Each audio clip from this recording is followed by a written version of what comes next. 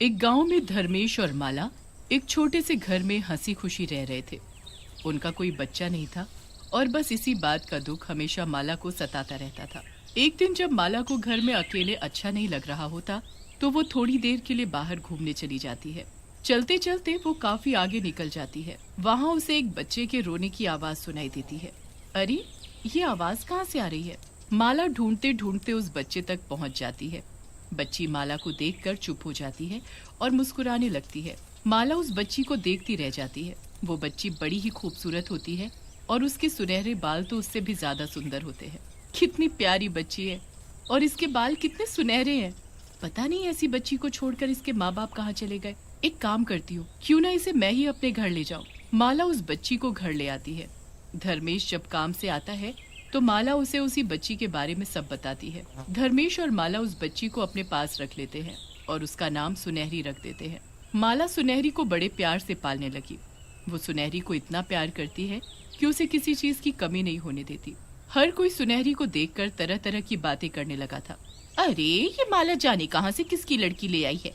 मैंने पूछा तो बोलती है ये मेरी बेटी है। हाँ, पता नहीं किसकी बेटी को अपनी बेटी बोलकर पाल रहे हैं। धर्मेश और माला को किसी की बात से कोई फर्क नहीं पड़ रहा था। वो तो बस सुनहरी के साथ बड़ी खुशी से रह रहे थे। उनकी जिंदगी बड़ी ही हंसी खुशी बीत रही थी और धीरे धीरे सुनहरी 4 साल की हो जाती है। पर एक दिन उनके घर में एक हादसा हो जाता है।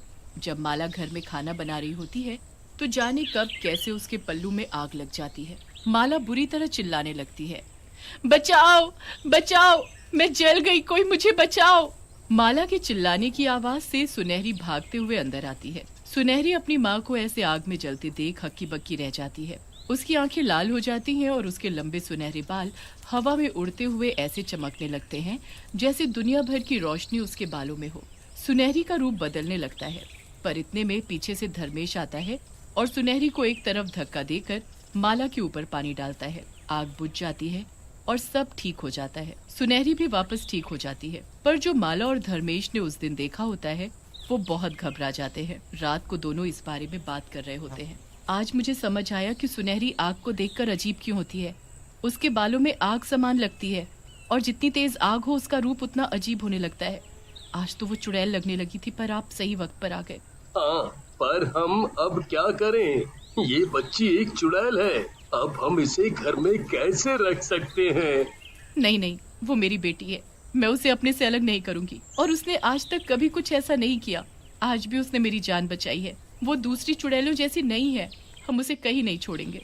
ठीक है, पर अब हमें इसे आग से बिल्कुल दूर रखना होगा, वरना गांव वालों को इसका सच पता लग गया तो वो इसे जान से भी मार सकते हैं। ये सुन माला बहुत डर जाती है। उसके बाद वो सुनहरी को हमेशा आग से दूर रखती है। लोगों को सुनहरी उसके बालों और थोड़े अलग बर्ताव की वजह से पहले ही खटकती है और अब जब से माला उसका सच छुपाने के लिए उसे सबसे दूर रखने लगती है तब से लोगों को और अजीब लगने लगता है। ऐसे ही सालों बीत जाते हैं। सुनहरी बड़ी हो चुकी होती है। वो बिल्कुल आम लड़कियों की तरह अपने माँ बाप के साथ रह रही होती है। उसे खुद नहीं पता होता कि वो एक चुड़ैल है। एक दिन वो अपने माँ बाप से बोलती है, आप मुझे हमेशा दूसरों के घर जाने को मना क्यों करते रहते हो? मुझे भी अपनी सहेलियों के साथ जाना है। नहीं नहीं, सब लड़कियां बेकार हैं। तुम यहीं घर में रहा करो। माला को कुछ समझ नहीं आता कि उसके साथ क्या हो रहा है। एक दिन फिर होली का दिन आता है। गांव में होलिका जलाई जा रही होती है। पूरा गांव वहां इकट्ठा होता है, पर हमेशा की तरह बस सुनहरी वहां नहीं होती। अरे माला, तुम हमेशा अपनी बेटी को छोड़कर क्यों आ जाती हो? उसे भी साथ लाया करो। वो घर पर पढ़ाई कर रही है। माला घर पर अकेली होती है, पर पीछे से उसकी सहेलियां उसे लेने आ जाती हैं। माला उनको जाने से मना करती है, पर उसकी सहेलियां नहीं मानती। वो माला को चुपके से ले जाती है। सुनहरी को होलिका के पास देखकर माला घबरा जाती है। वो सुनहरी पर गुस्सा करती है, तुम यहाँ क्यों आई? मना किया था ना। मेरी सहेलियां मुझे ले आई, मैं क्या करूँ? जाओ, अभी के अभी घर वापस जाओ। माला सुनहरी को जाने को बोल ही रही होती है कि सुनहरी की नजर तेज जलती हुई होलिका पर पड़ जाती है। सुनहरी उस आग को देखकर वहीं के वहीं खड़ी रह जाती। उसकी आंखें लाल और उसके बाल चारों तरफ लहराने लगते हैं और सुनहरी एक चुड़ैल का रूप ले लेती है। गांव वाले उसे देख चिल्लाने लगते हैं और इधर उधर भागने लगते हैं। कुछ ही देर में सारी आग सुनहरी के बालों में समा जाती है और सुनहरी को पता चल जाता है कि वो आम लड़की नहीं बल्कि एक चुड़ैल है। अरे इन लोगों ने तो अपने घर में एक चुड़ैल को पाल रखा है। तभी अपनी लड़की को छुपा कर रखती थी। अब समझ आई सारी बात। अब हम इस चुड़ैल को यहाँ नहीं रहने देंगे, हमें इसे खत्म करना होगा। नहीं नहीं, ऐसा मत बोलो, ये मेरी बेटी है, इसने कभी किसी का नुकसान नहीं किया। ये तो बस आग को देखकर ऐसी हो जाती है और इसके बाल इसलिए ही आग की तरह सुनहरे हैं। अरे चुड़ैल तो चुड़ैल होती है, हम इसे यहाँ नहीं रख सकते। मैं एक चुड़ैल हूँ? क्या सच में माँ मैं एक चुड़ैल हूँ? मैं आप लोगों जैसी नहीं हूँ। मेरी बच्ची, तुम हमारी बेटी हो बस, चाहे कोई कुछ भी कहे। सब गांव वाले उनके खिलाफ खड़े हो जाते हैं।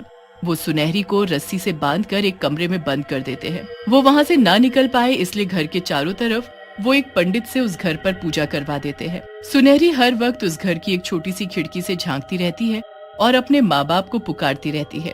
धर्मेश और माला को कोई भी सुनहरी के पास भी नहीं जाने देता था। लोग उसे खाने को भी नहीं देते थे। मुझे यहाँ से बाहर निकालो, मैं किसी को कुछ नहीं कहूंगी।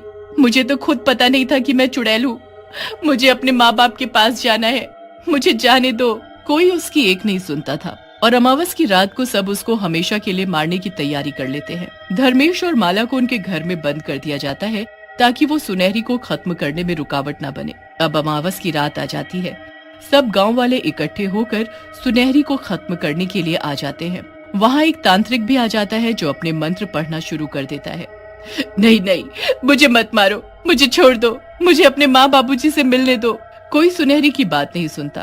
तांत्रिक अपना आखिरी मंत्र सुनहरी को खत्म करने के लिए बोल ही रहा होता है कि इतने में एक आदमी चिल्लाता हुआ आता है। अरे जल्दी चलो, गांव में आग लग गई है। आग? कैसे? पास के जंगल से आग फैलती हुई यहाँ हमारे गांव तक आ गई है। सारी फसलें जल रही हैं और सबके घर भी। जल्दी चलो वरना सब बर्बाद हो जाएगा। सारे गांव वाले उस चुड़ैल को वहीं उस घर में बंद छोड़कर आग बुझाने भागते हैं। मुझे बाहर निकालो, इस आग को मैं ही बुझा सकती हूँ और कोई नहीं। कोई उसकी बात नहीं सुनता। बस सब लोग पानी ला ला कर आग बुझाने की कोशिश में लग जाते हैं। आग पूरे गांव में फैल जाती है। उसे बुझाना नामुमकिन होता है। कोई कुछ नहीं कर पा रहा होता। फिर एक छोटा बच्चा सुनहरी को खिड़की से पुकारते देखता है। सुनहरी दीदी, मैं आपको यहाँ से निकालूंगा, चाहे आपको सब लोग कुछ भी बोले, पर आप मेरे लिए वही सुनहरी दीदी हो जो मुझे रोज चीज देती थी। जल्दी करो छोटू, जल्दी बाहर निकालो मुझे।